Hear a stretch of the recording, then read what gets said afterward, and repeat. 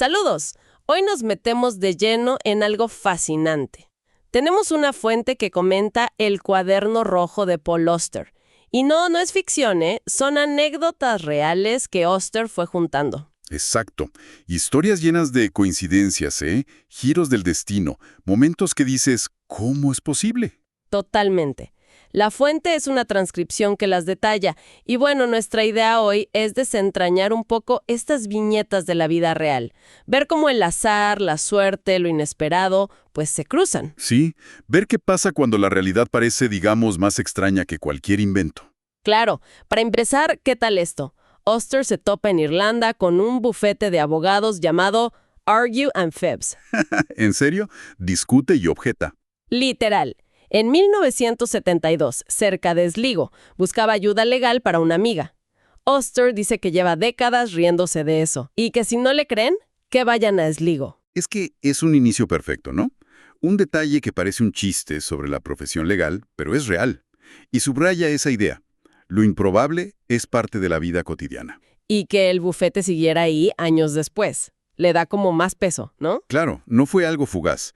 Le da una capa de persistencia a lo insólito. Luego está otra historia, la de James Hodge, un fotógrafo de National Geographic. Esto fue en el 73. Auster y su pareja vivían en una granja en Francia, con muy poco dinero. Una situación complicada. Y de repente aparecía Hodge sin avisar. Se quedaba en la casa. Y aquí viene lo curioso. Como la revista le pagaba viáticos para hotel, él les daba ese dinero a ellos. Unos 50 francos por noche. Se convirtieron como en sus hoteleros particulares.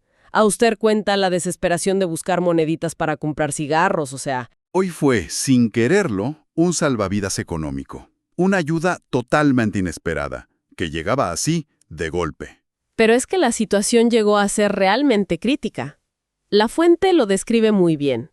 Finales de invierno, sin un céntimo, le robaron uno de los perros. Encina, qué mala racha. Y en la despensa casi nada.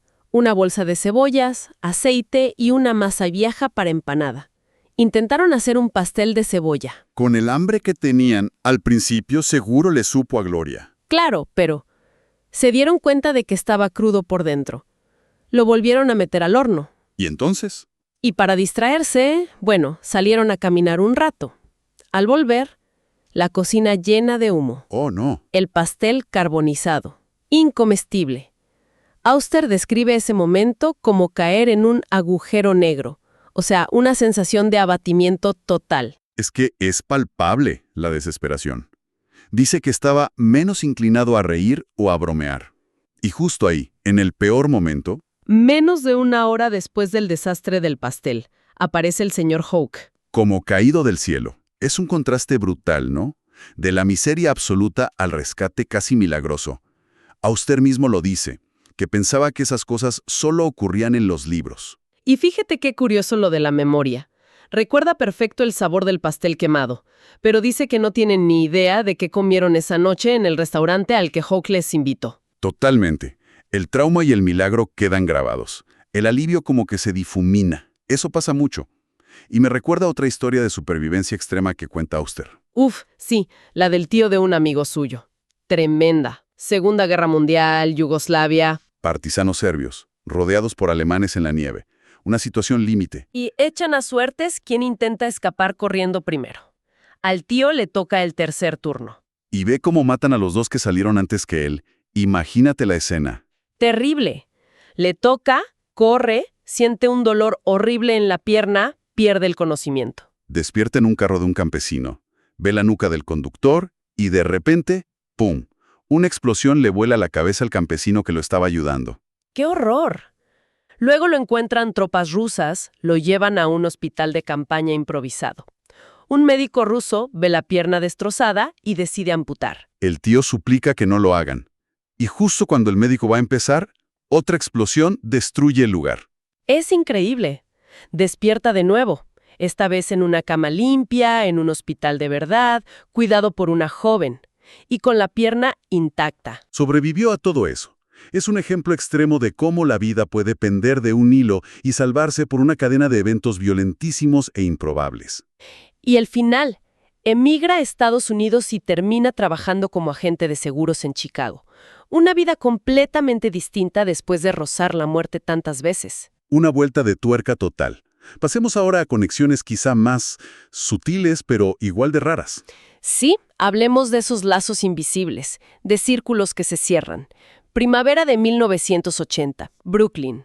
La exesposa de Oster le tira una moneda de 10 centavos desde la ventana del apartamento. Ok. ¿Un gesto? ¿Cotidiano? La moneda choca con una rama, cae entre las hojas del suelo. Oster la busca un poco, pero no la encuentra. Se da por vencido. Algo sin mayor importancia parece. Pero ese mismo día va al partido inaugural de béisbol en el Yankee Stadium. Está esperando un amigo, hace viento, busca un lugar resguardado para encender un cigarrillo y ve una moneda de 10 centavos en el suelo. Ya. La recoge y dice que tuvo la certeza absoluta, una convicción total, de que era la mismísima moneda que se le había perdido esa mañana. Wow. Ahí lo interesante no es tanto si era o no la misma moneda, que es casi imposible saberlo y muy improbable, Claro. sino esa convicción de Auster. Es un ejemplo perfecto de cómo buscamos significado, patrones, conexiones personales hasta en lo más mínimo. Como si el universo nos mandara guiños. Totalmente. Y hablando de buscar significado, está la historia del amigo pintor al que llama B.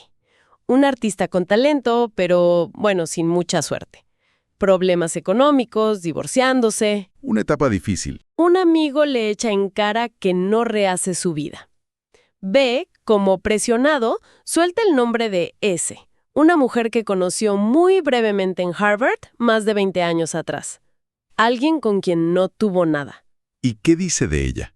Dice algo como, si encontrara a alguien como ella, me casaría. Y eso que no había pensado en ese en una década, ¿eh? Una mención casi al azar, entonces. Sí, pero después de decirlo, no puede sacársela de la cabeza.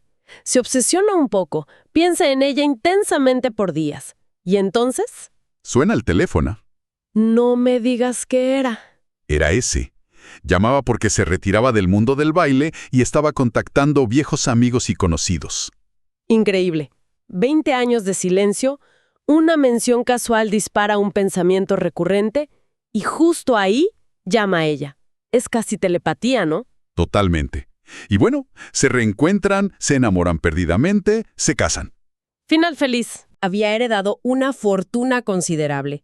Así que, de golpe, se solucionaron también los problemas económicos de B. No. O sea, amor verdadero y seguridad financiera, todo junto. Eso sí que es un cuento de hadas moderno. ¡Qué suerte la de B! Sí, una suerte tremenda. Y otra historia de búsqueda y encuentro casi mágico. Un amigo R buscaba desesperadamente un libro muy raro, inencontrable. La típica búsqueda del coleccionista o del lector apasionado. Un día va con prisa, toma un atajo por dentro de la estación Grand Central en Nueva York y ve a una joven sentada leyendo ese mismo libro. El libro que buscaba. La manifestación del deseo, como decíamos. R, aunque era tímido, se acerca, asombrado. Le dice, «Disculpa, he buscado ese libro por todas partes». Ella lo mira y le responde, «Es estupendo, acabo de terminarlo». Ok, y le dice dónde conseguirlo. Él le pregunta dónde puede encontrar una copia. Y la respuesta de ella lo deja helado. «Este es suyo. He venido aquí hoy para dárselo». ¿Cómo? Eso ya es rosa lo paranormal, ¿no? Que el libro no solo aparezca, sino que parece estar esperándolo, ofrecido por una desconocida que dice que ese era su propósito. Es desconcertante. Refuerza esa idea de que a veces las cosas llegan de formas inexplicables, justo cuando tienen que llegar. Como si el universo conspirara a tu favor. O como si viera hilos invisibles conectando deseos y realidades. Hablando de conexiones improbables. Ah, sí, la historia de la cuñada. Esta es buenísima. La futura cuñada de Auster, Siri Hasvet, está en Taipei estudiando chino. Al otro lado del mundo. Hablando con otra amiga estadounidense que también está allí, descubren algo increíble. Las dos tienen hermanas que viven en Nueva York. Bueno, eso es posible. Nueva York es grande. Espera. Resulta que ambas hermanas viven en el Upper West Side. Ok, se va acotando. En la misma calle. La calle 109 Oeste. No. ¿En serio? En el mismo edificio. El número 309. Ya esto es demasiada coincidencia. Y ambas viven en el segundo piso. Mismo edificio, mismo piso. Eran vecinas de puerta. Increíble.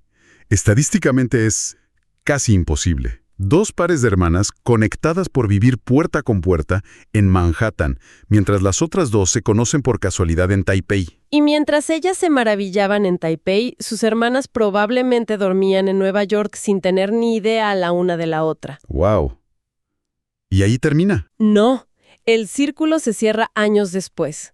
Oster y Siri ya están casados. Están en una librería en Nueva York. Uno llama al otro por su nombre, Siri o Paul. Y de repente, una mujer se les acerca corriendo. ¿Quién era? Era la hermana de la amiga de Taipei. Reconoció los nombres por la increíble historia que su hermana le había contado desde Taiwán años atrás. ¡Qué fuerte! Es como si esa conexión tan improbable estuviera destinada a revelarse de alguna manera. Capas y capas de coincidencia que conectan gente a través del tiempo y el espacio. Es asombroso. Ahora, si te parece, entramos en un terreno un poco más inquietante. ¿Identidades cruzadas? ¿Misterios que quedan abiertos? Adelante. Estas historias también son muy Auster, ¿no? Es el lado más oscuro del azar. Totalmente. Hace unos veranos, Auster recibe una carta de vuelta en su buzón. La carta iba dirigida a un tal Robert M. Morgan en Seattle, pero se la devuelven a Auster como remitente. Hasta ahí, un error de correo normal, quizás. Una de esas etiquetas personalizadas impresas que él nunca había encargado ni usado en su vida. Ah, caray. Eso ya es extraño. ¿Y qué había dentro? Una carta mecanografiada, supuestamente de Paul Auster a este Robert Morgan, elogiando de forma muy pretenciosa las ideas de Morgan sobre un libro de Auster.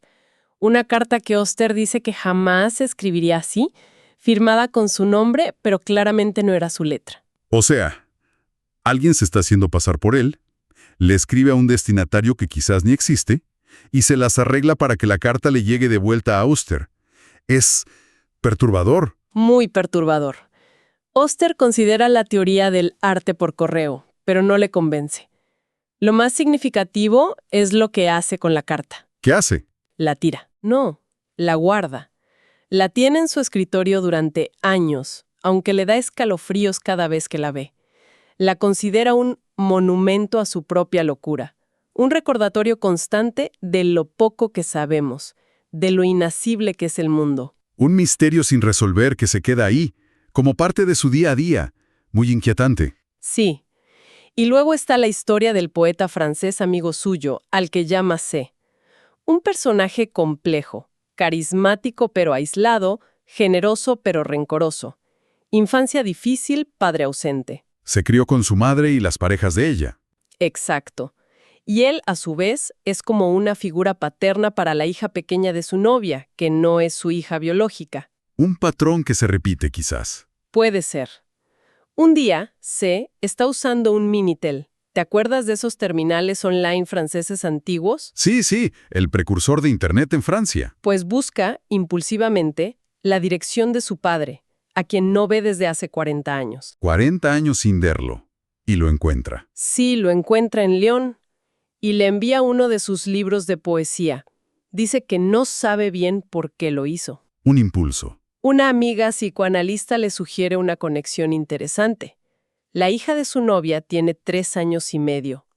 La amiga apuesta a que C tenía justo esa edad la última vez que vio a su padre. ¡Wow! ¿Y era así? Bueno, empiezan a escribirse cartas. El padre es amable y C empieza a descubrir una versión de la historia familiar muy diferente a la que le contó su madre. Parece que el padre no era el monstruo que le pintaron, sino que fue la madre quien impidió el contacto. Dos versiones opuestas de su propia vida. ¡Qué duro! Justo cuando C está planeando ir a visitarlo para hablar cara a cara, el padre muere. ¡Qué lástima!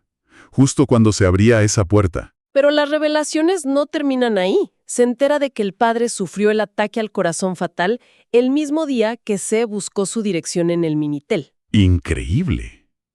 ¿Y la edad?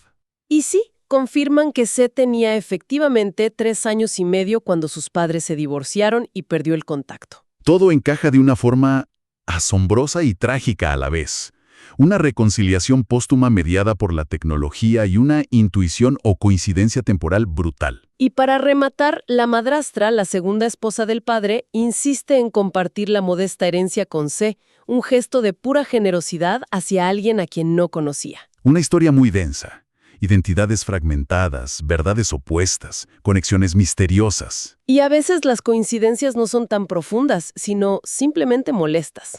Como la del amigo J y los pinchazos de rueda. Ja, los pinchazos. ¿Qué pasó ahí? El coche con su amigo J. Siempre con la misma persona. Eso ya es llamativo, ¿eh? Siempre. 2 veces en Quebec, quedándose tirados en medio de la nada. Otra vez volviendo de noche por una carretera en Francia. Y la última, sacando el coche del garaje en Nueva York. Hasta en el garaje. ¡Qué mala suerte! 4 pinchazos en unos 8 o 9 años. En 3 países distintos, siempre con J. Aunque Auster dice que no culpa a los pinchazos del fin de su amistad, claro, pero sí los ve como un emblema. Exacto, como un signo de alguna sutil maldición que había en esa relación. Un patrón negativo asociado específicamente a esa persona. Aunque se ríen en el momento del cuarto pinchazo, la acumulación como que sella algo, ¿no? Parece que sí. Dice que no se han hablado en 10 años. Pura mala suerte acumulada o un símbolo de que algo no funcionaba fundamentalmente. ¿Quién sabe? El azar como presagio, quizás. Y para cerrar esta sección de conexiones inquietantes, una historia que Auster escuchó en París. Una que te deja helada. A ver. Conoció brevemente a una historiadora de arte checa. Tiempo después, una amiga en común le contó la historia de esta mujer. Nacida en Praga durante la guerra, su padre desapareció en el frente ruso. Una historia común y trágica de esa época. Crece, se casa con un estudiante de Alemania del Este. Años después, van al funeral del padre de él, su suegro. Ok. Allí, en el funeral, se entera de que su difunto suegro era originalmente checo, que también había luchado y desaparecido en el frente ruso, pero que había sobrevivido. ¿Sobrevivió? Miclamiano ha hecho su vida en Alemania del Este con un nombre falso. Cuando ella, por curiosidad o por instinto, pregunta cuál era el nombre checo original de su suegro, Ay, no. comprende que era su propio padre, el padre que creía muerto. Lo que significa que Su marido. es un medio hermano. Dios mío. Esa es quizá la coincidencia más devastadora de todas. Es una tragedia griega hecha realidad. Las ondas expansivas de la guerra, las identidades perdidas y reencontradas de la forma más dolorosa posible. Te deja sin palabras. Sí, es tremenda. Pasemos ahora a momentos donde la línea entre la vida y la muerte es finísima. Rescates milagrosos y también cómo la memoria juega sus pasadas. El propio padre de Auster parece que tuvo varios de esos momentos, ¿no? Sí, un par increíbles. Una vez se le para el coche justo debajo de un árbol enorme durante una tormenta eléctrica terrible. Mal lugar para quedarse parado. Justo cuando falla el motor, un rayo parte el árbol. Pero el coche que venía detrás ve cómo empieza a caer la copa del árbol y lo empuja con el parachoques justo a tiempo. Lo salvó por segundos. El árbol hubiera aplastado el coche. Exacto. Y otra vez, estaba trabajando en un tejado, resbala y cae al vacío. Uf. Y lo frena un tendedero de ropa. Salió casi ileso. Y lo fuerte es que ese mismo año, un pintor que trabajaba en la casa de enfrente se cayó del tejado y murió. Es esa línea finísima. La suerte extrema frente a la tragedia inevitable. Te hace preguntar por el destino, por la pura casualidad en momentos críticos. Lo del otro pintor subraya lo increíblemente afortunado, o inexplicable, que fue lo de su padre. Y Auster mismo tuvo un momento así, pero como rescatador. Tendría 9 o 10 años. De niño. Sí, noche de invierno, mucho hielo.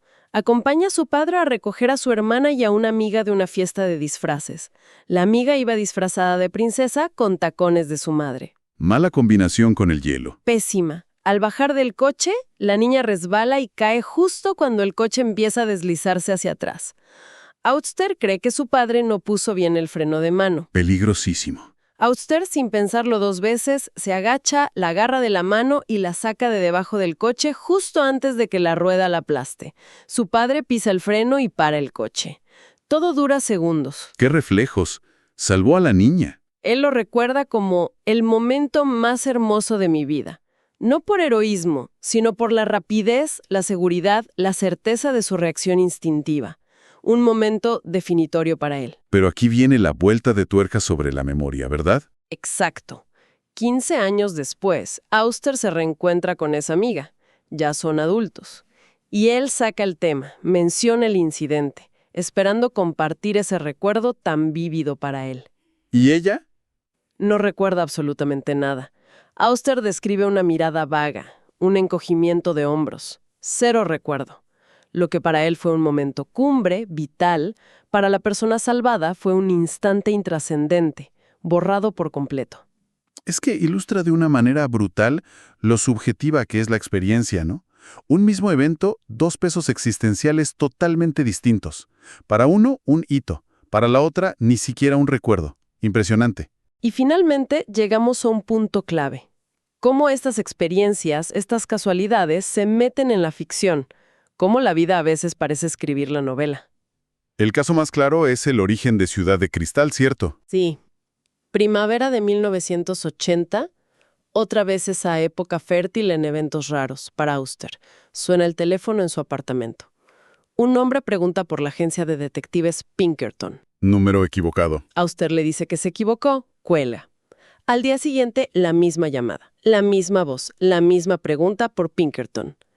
Auster vuelve a colgar, pero esta vez se queda pensando. ¿Qué se queda pensando?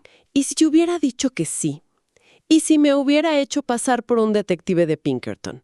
Se queda esperando una tercera llamada, imaginando qué pasaría. Pero la tercera llamada nunca llega. Nunca llegó, y sintió como que había perdido una oportunidad, una puerta a otra realidad quizá. Esa experiencia, esa llamada equivocada de la pregunta «y sí», fue la semilla directa de su novela Ciudad de Cristal. Claro, porque en la novela, el protagonista, Quinn, recibe llamadas similares buscando a un detective privado llamado Paul Auster. Exacto. Ya la tercera llamada, Quinn sí sigue el juego. Se hace pasar por Paul Auster, el detective. Es un ejemplo perfecto de cómo un evento real, un simple error telefónico, enciende la chispa creativa y se convierte en el motor de una obra de ficción que juega precisamente con eso. Identidades fluidas, el azar, el misterio. Pero la historia no termina ahí. Y esto es lo más escalofriante. ¿Hay más? Auster cuenta en el Cuaderno Rojo que hace menos de 2 meses, probablemente esto lo escribió a principios de los 90, está en su escritorio en otro apartamento, otro número de teléfono.